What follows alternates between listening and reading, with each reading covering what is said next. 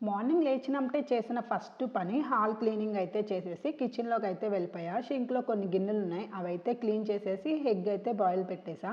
ఇంకా నైట్ నానబెట్టిన బాదం ఉంటే అది ఎగ్‌తో బ్రేక్‌ఫాస్ట్ అయితే ఫినిష్ చేసేసాము. అన్ని కొలతలు వేసి బిర్యానీ మసాలా చేస్తానన్న మా హస్బెండ్ బద్ధకిచ్చేసి ఎళ్లి పడుకున్నారు. ఇంకా బిర్యానీ చేసే ఇంట్రెస్ట్ పోయి అదైతే ఫ్రిడ్జ్‌లో పెట్టేసా.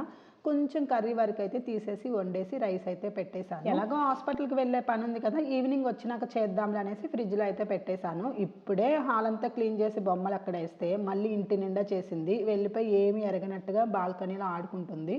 ఇంకా హన్వీకి భోజనం అయితే పెట్టేసేసి నేను కూడా లంచ్ కంప్లీట్ చేసుకొని కొంచెం ఫ్రెష్ అయిపోయి బయట హాస్పిటల్‌కి అయితే వెళ్ళాము. ఎందుకు ఏంటి అనేది ఫుల్ డే బ్లాగ్‌లో అయితే చూసేయండి.